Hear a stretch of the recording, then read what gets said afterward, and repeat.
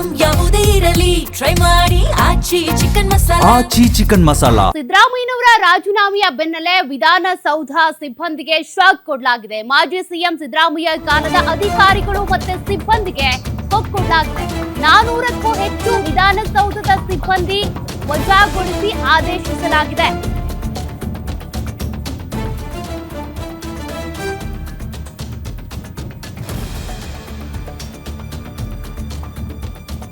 ಬೊಮ್ಮಾಯಿ ಮತ್ತು ಸಿದ್ದರಾಮಯ್ಯ ಸರ್ಕಾರದಲ್ಲಿ ನೇಮಕಗೊಂಡಿದ್ದಂತ ಸಿಬ್ಬಂದಿ ಜೊತೆಗೆ ಸಿಎಂ ಸಚಿವಾಲಯ ಮತ್ತು ಸಲಹೆಗಾರರ ಕಚೇರಿ ಸಿಬ್ಬಂದಿ ಬಿಡುಗಡೆಗೊಳಿಸಿ ಆದೇಶವನ್ನ ಹೊರಡಿಸಲಾಗಿದೆ.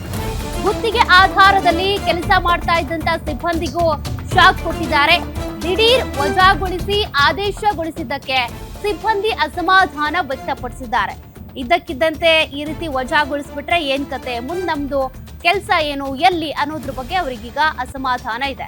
ನೋಡಿ, ಯಾವ್ಯಾವ ವಿಭಾಗದಲ್ಲಿ ಕೊಟ್ಟಿದ್ದಾರೆ ಅಂತ ನಾವಿಲ್ಲಿ ಗಮನಿಸೋದಾದ್ರೆ, ಗುತ್ತಿಗೆ ಆಧಾರದಲ್ಲಿ ಕೆಲಸ ಮಾಡ್ತಾ ಇದ್ದಂತ ಗ್ರೂಪ್ ಸಿ ಅದರಲ್ಲಿ 212 ಸಿಬ್ಬಂದಿಯನ್ನ ವಜಾಗೊಳಿಸಲಾಗಿದೆ.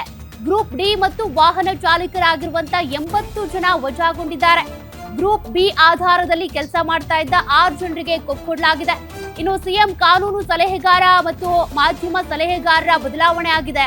ದೆಹಲಿ ವಿಶೇಷ ಪ್ರತಿನಿಧಿಗಳ ಶಾಖೆಯಲ್ಲಿ ಕೆಲಸ ಮಾಡ್ತಾ ಇದ್ದಂತ 150ಕ್ಕೂ ಹೆಚ್ಚು ಸಿಬ್ಬಂದಿಗೂ ಕೂಡ ಇಲ್ಲಿ ಕೊಡಲಾಗಿದೆ. ಬಟ್ ಏಕಾಏಕಿಯಾಗಿ ಈ ರೀತಿ ಆದೇಶ ಹೊರಬೀಳ್ತಾ ಇದ್ದಂತೆ ಸಿಬ್ಬಂದಿ ಅಸಮಾಧಾನಗೊಂಡಿದ್ದಾರೆ.